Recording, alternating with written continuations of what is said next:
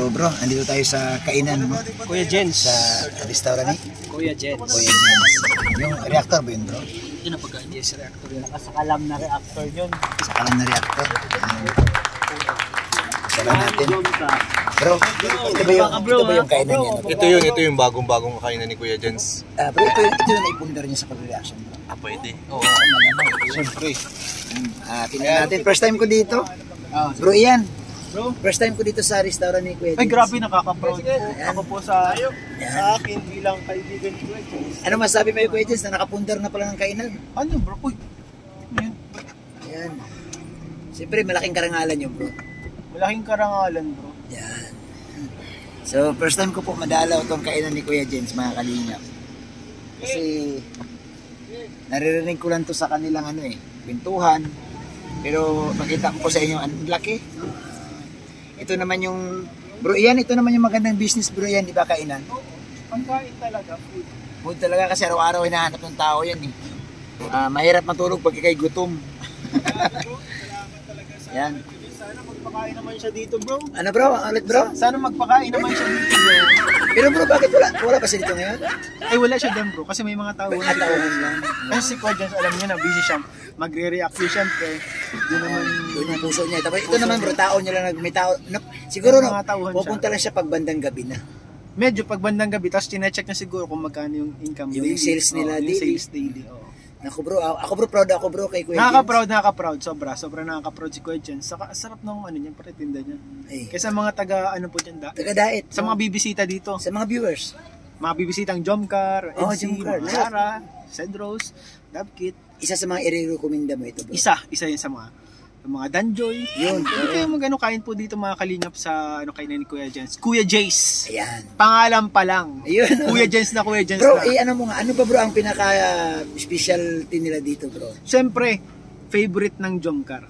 Ay, ganon. Favorite ng Jomcar. Kasi isa yan sa mga inspirasyon niya ay na kung ano yung mga ihahanda niya dito. Kung ano yung favorite, siyempre, nung mga niya sinusuportahan. Favorite ng Jomcar, inasal. Uy, inasal na chicken. Bro, paborito ko rin yan. Paborito mo rin yan? Grabe na pag inasal bro. Bakulod inasal na chicken. At sunod dyan yung favorite ng Dabkit. Ay, grabe. Sisig. Kompleto pala. Kompleto lahat ng favorite nila pre. Lahat ng favorite ng mga nadyan. Pwede na rito. Pwede dito pre. Kaya ito pre. Mga favorite na mga ng mga beneficiaries ng Kalingap. Andito po lahat sa Kuya Jens. Bro, last na lang. Invite mo bro si Kuya Bal kasi mukhang hindi pa alam ni Kuya Bal ito. Ay, Kuya Bal. Kuya Bal, Ate Edna sa mga dyan kasamahan, Kalingap partners. Bisita po kayo dito sa kainan ni Kuya Jens. Talagang sigurado ako magugustuhan ninyo. Napakasulit po dito ng mga pagkain. Mura na, masarap pa. Ayan. Thank you bro. Sige bro. Congrats Kuya Jens. Pasukin na natin dito kainan ni Kuya Jens. Nakaka-proud si Kuya Jens. Sana lahat ganito. Sana lahat may kainan. So ito po, papakita ko po sa inyo. So ito na po mga kalinga po, yung kainan po ni Kuya Jens.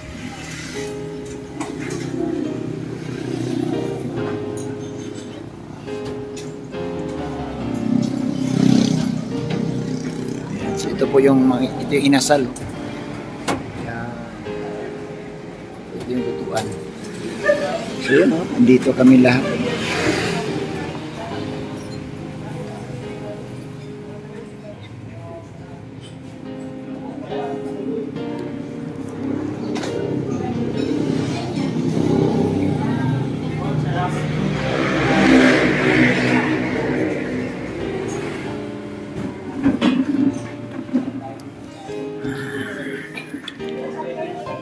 Bro, pangilang punta mo na dito sa kainan ni Kuya Jens? Ay, maraming bisita bro. Marami na ito. Ang gusto ko pumunta dito kasi maraming kumakain dito bro. Oo nga. At saka mukhang paborito ng tao puntahan. Masarap sila tumimpla. Ayun. Lalo na yung inasal. Mayroon lang magkakusikali kapag sa mga restaurant. Oo nga. Pinabalik-balikan.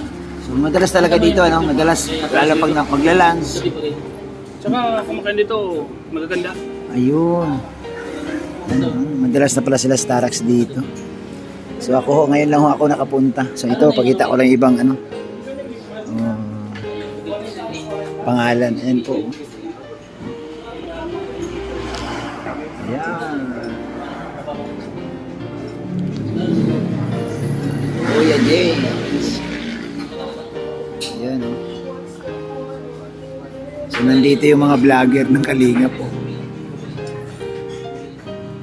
Kuya Rab, Kuya David, Brother Paas. Ito si 1TV. Yan, 1TV. Siyempre kasama sila, si Carla.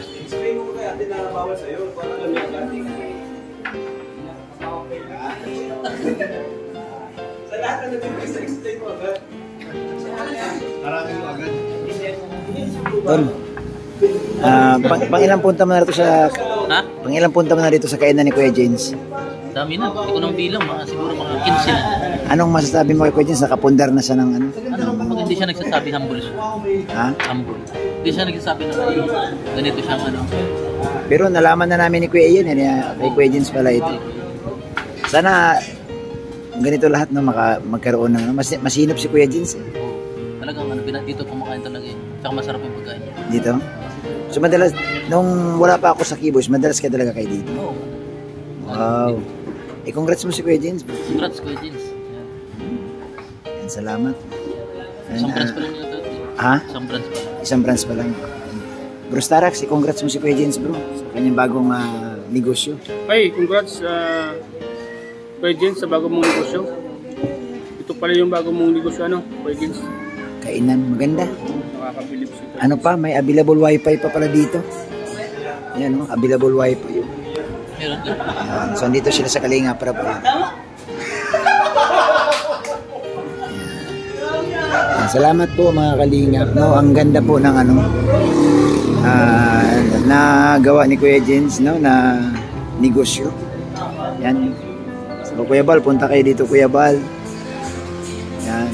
Ang ganda po. Bilao order. So, pwede kayong umorder ng carbonara, palabok, spaghetti, yan. Bihon gisado, pancit bihon. Yan.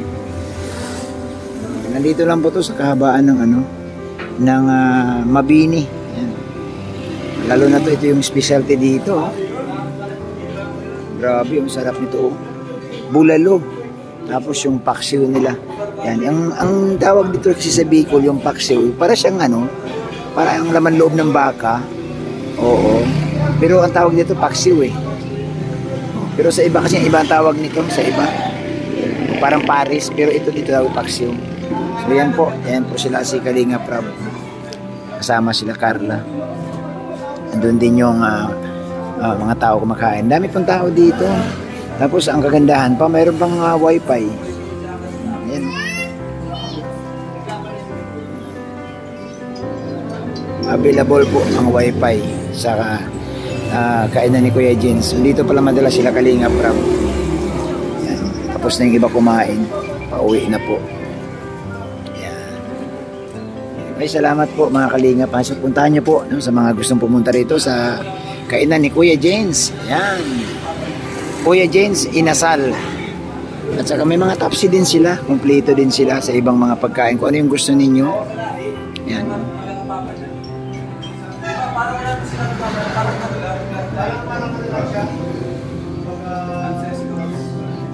Parang sa lahi siya. Mga